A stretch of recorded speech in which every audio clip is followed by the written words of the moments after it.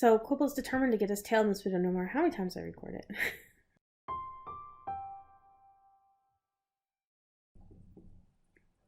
So I think the last video I recorded was before my last surgery.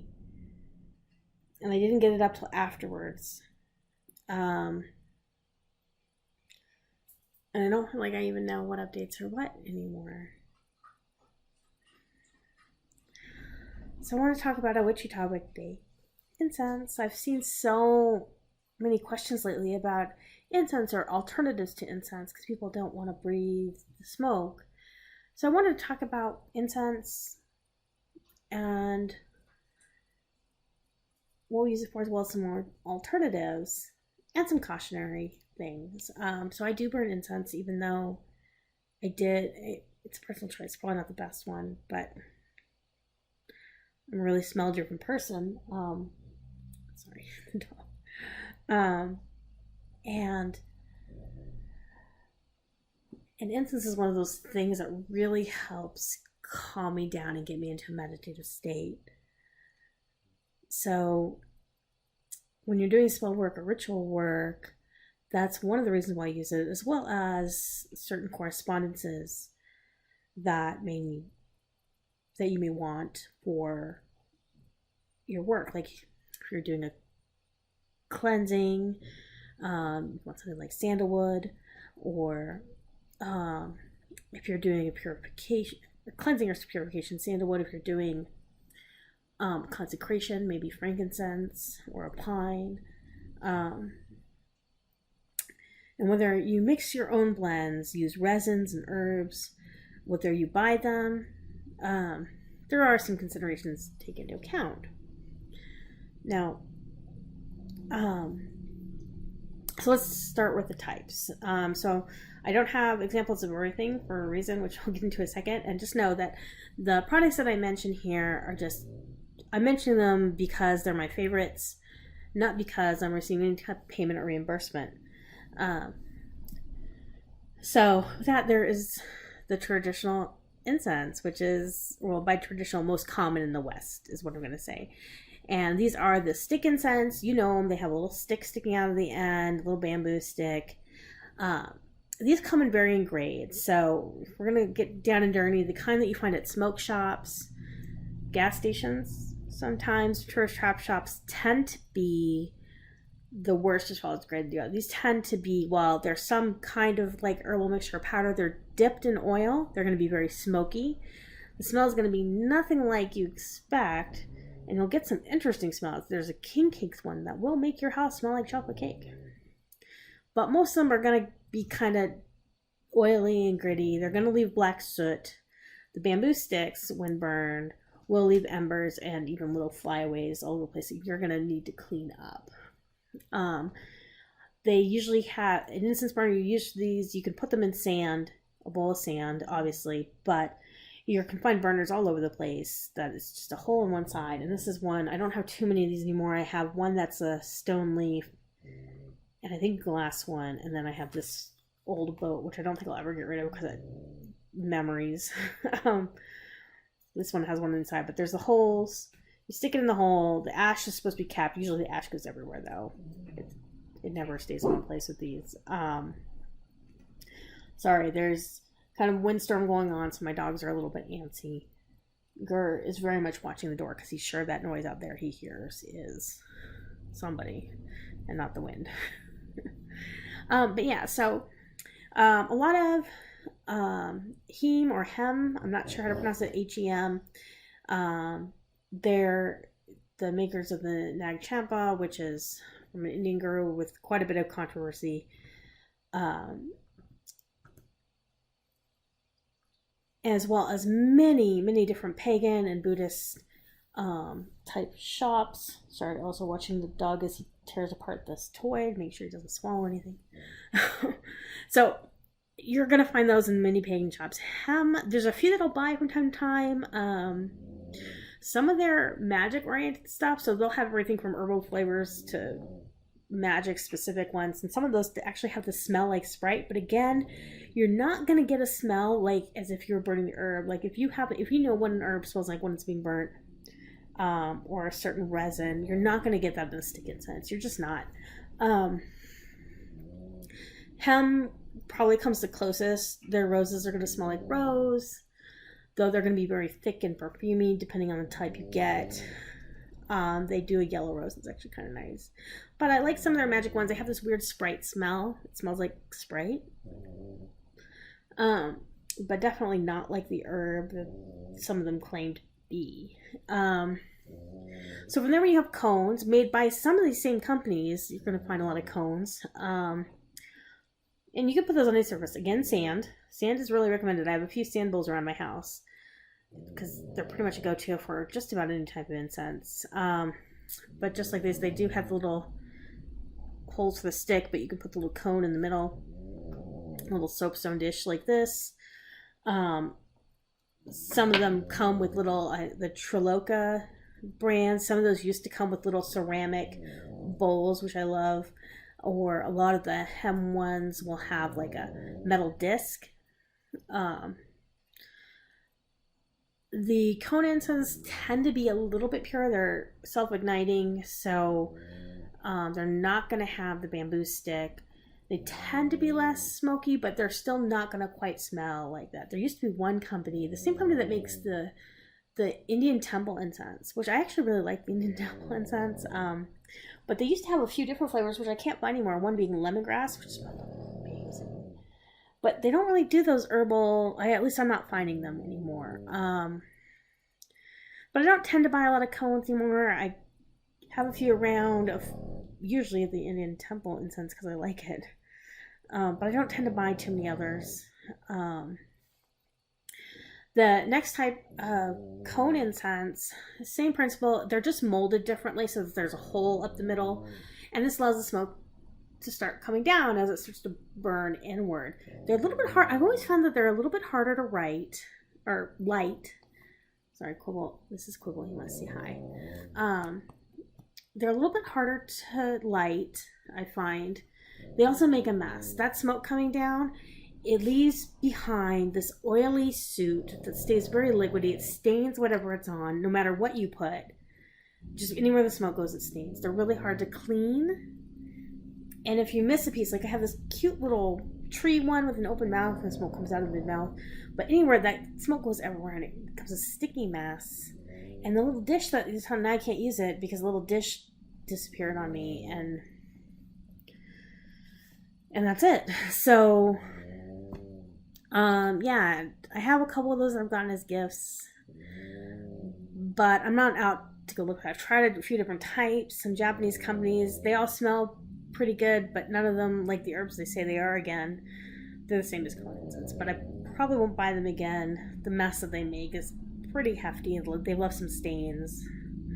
That just won't come out. And then of course you have the joss stick, the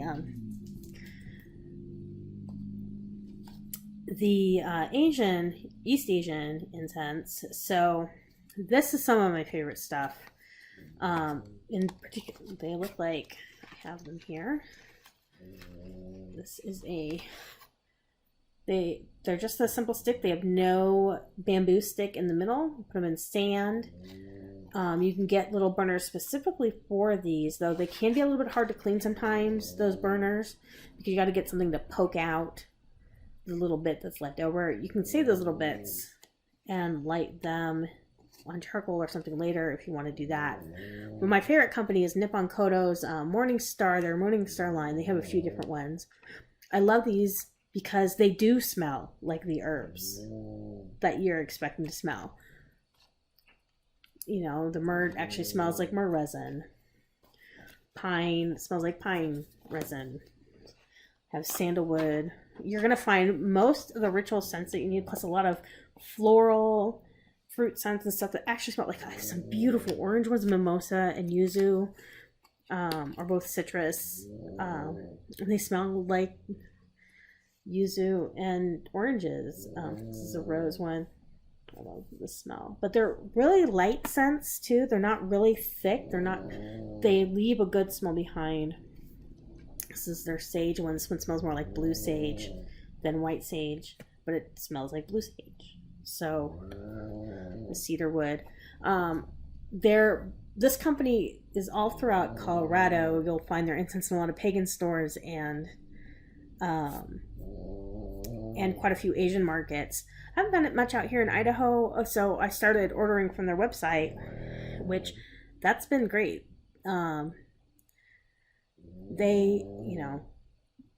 They ship pretty fast and tend to give you samples of some other stuff to try too.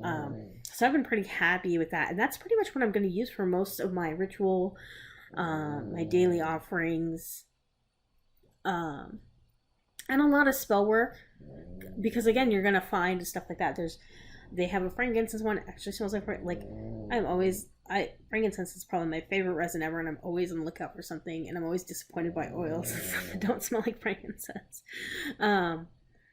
But these really do, and I really do recommend them. They are my absolute favorite, and they're not that pricey. They usually come. You can get them in 50. I think some come in 25. So 25. So it depends on the flavor of the brand or which line you're going with, because they do actually have more natural lines than these. It smells so good. And what's really interesting, they do use coloring. So, but if green, I like to use the green cedarwood in my prosperity spells and things like that. So they do have some colors and everything. I think their lotus is pink. Their rose has like an off green.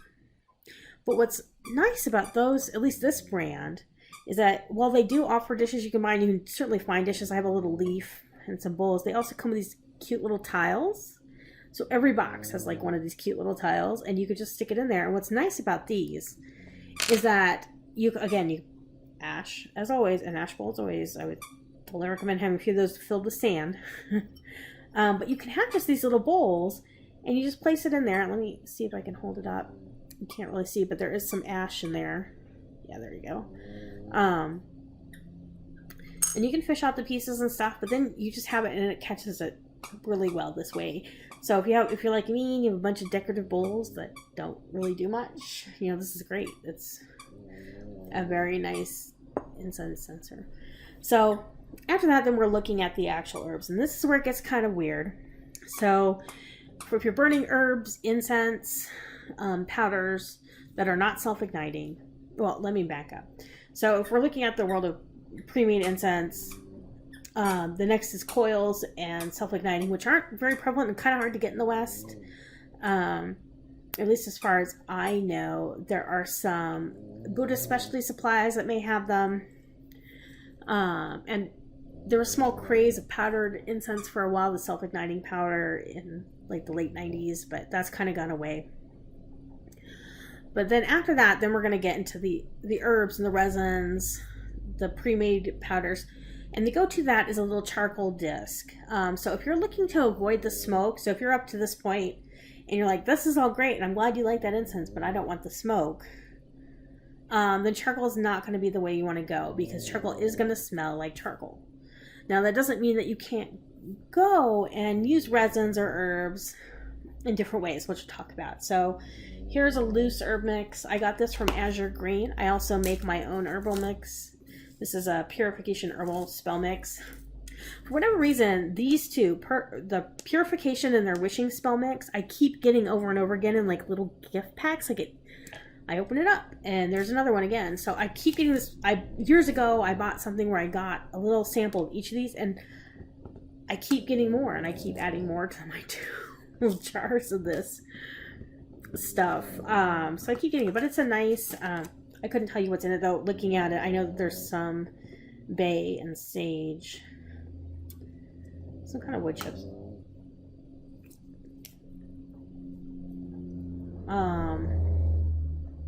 Probably some mullein, definitely pine needles.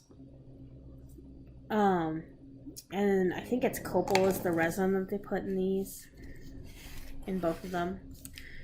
And I don't even know where to find Azure Green anymore. They used to sell through Amazon, but I'm not even sure. So I'm always surprised when I get another pouch of it. I'm like, how did you get this? If please tell me in the comments, because I actually kind of like Azure Green stuff. But you can make your own out of mixes, even mixes out of some of the spices you have in your cabinet. But before we go too much further on this, this is something that you want to look at. For anything that we talk about from this point forward, especially, okay, so we know that smoke is bad, but anything else, the smells, the burning of herbs and everything, that always do your research. The smell and burning of herbs, oils, resins, you want to make sure that this is something that is not instantly poisonous to you or those in your household, and that includes pets. Some citrus oils, for example, if you're using those in a diffuser, could be harmful to your pet. So always do your research on them. Check if you're just researching through the internet, check a few sites to make sure you're cross-referencing. Always do your research before burning, or any of the methods that we're going to go here. So we're going to go over here. So the turtle briquettes for burning, like it's not like a barbecue briquette, but it is the same stuff. They usually have a little dimple in them, and you light them, you let them ash over so that they're molten hot on the inside. It looks like ash on the outside. Sprinkle little herbs on them. They get really smoky really quick, and they last a long time, so you can keep adding it and really over smoke your place really, really quickly. But you can burn these, and so you can burn any of the herbs. Have here a resin, just so you can see this is a Celtic blend. I've seen it from time to time in stores.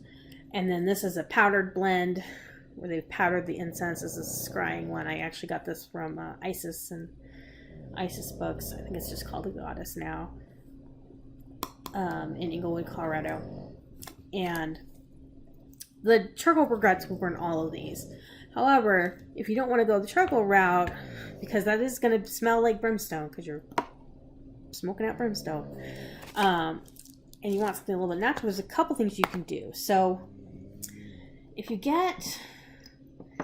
can buy a little like rig for this, but if you get one of these, so this is an oil diffuser, and you can get them where this doesn't come off, or that it does, but basically you put a little candle in the back, and you can get an electrical one of these. Sometimes they're called potpourri burners, same thing. So this doesn't really work for the powder, but you could put a little bit of water in here, and the herb mix, I wouldn't do the powders, but the herb mix, and I wouldn't do the incense, but you put the incense there, and it works kind of like a potpourri burner. You can actually buy little potpourri burners where you put water in, and it basically boils the herbs and does like a boil pot. You've seen some people call them. I've seen them do them on their stoves. It's the same thing with the little tea light candle. But you can also get these little screens, and you get them in different sizes so that you can, if you look for resin burners, and they fit right in to these as well, and you can actually buy different sizes for different sizes of these, but you get these little screens, and now with the candle you can burn resin with these as well, and it'll straight warm it up. Resin melts kind of like a wax. It's a little bit a lot tougher. Resin is a lot tougher than a wax, but it will melt. It turns into kind of this ashy soot, which can be scraped off or evaporates, depending on the resin that you're using. Sometimes a little both. And you can buy, like I said, you can buy a rig where it's holding one of these frames up over where you put the candle, and I just dropped that somewhere. And I will find it.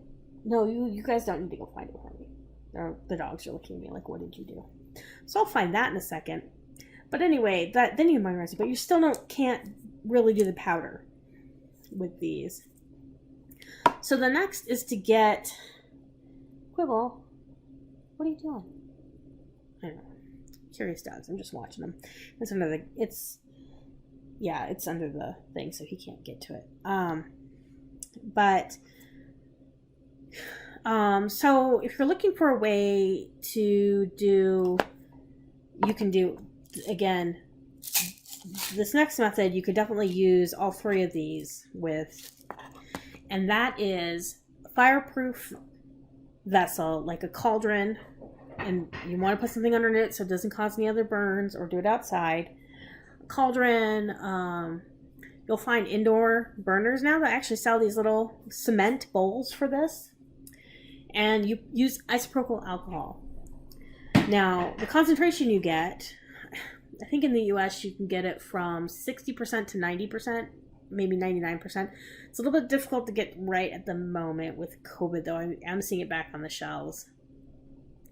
Well, the concentration that you get will depend on how much is left over. So, like, if you were to get a 70% isopropyl alcohol, so you can light that on fire, it will burn itself out and not spark, as long as you're not putting anything in it that sparks. Again, you want to be careful. If you're putting herbs or resins or whatever to burn in there, it will burn, it will smoke. Actually, smell more present, and it'll burn itself out. But if you do a 70% isopropyl alcohol, it will leave a soupy mess in the bottom because the water will not burn out. Whereas a 99% will mostly burn out and leave almost nothing behind. Dog. Okay. So that's just something to keep in mind when you're doing this. But then you can use the powder, herbal mixes, resins, and all of that. So again, if we're going to get away from burning completely, though, you're definitely going to go the watermelon through a potpourri burner. You can use essential oils in these, but again, do the research about what those smells for the different oils you may want to use could do. I mean, always do your research with essential oils anyway. Don't ingest them, and don't believe what an MLM is telling you about what is okay. Really do your research and check to see what the oil that you want to use is good for and can be safely used. You just really want to be careful with essential oils and make sure you're using them correctly in what you're doing. So that's my little spiel about incense. Like I said, this is my favorite. This is my go-to. This is what it smells like. It just smells so great, and I love it. But there's a lot of options out there, and a lot of places the way you may have a favorite place that makes it. And if you definitely want to buy local and support local businesses if you can, but always just know what you're doing and why you want to do it. It's that intention behind what we do that makes it powerful. So I hope you enjoyed this video. If you have, I wanted to mention this, and I keep forgetting. I haven't tried electric incense burners, so I have seen these. These usually come from the Middle East, and I've seen a few of these electric incense burners, but I've been trying to find a video because they are becoming more and more available out west. But I don't know how they work and what kind of incense to use. So if you have any idea about that or any resources on it, please comment below. And please subscribe to my channel. I'm trying to update. I'm always trying to do more. This is me signing off. I hope you're taking care of yourself. And thank you so much.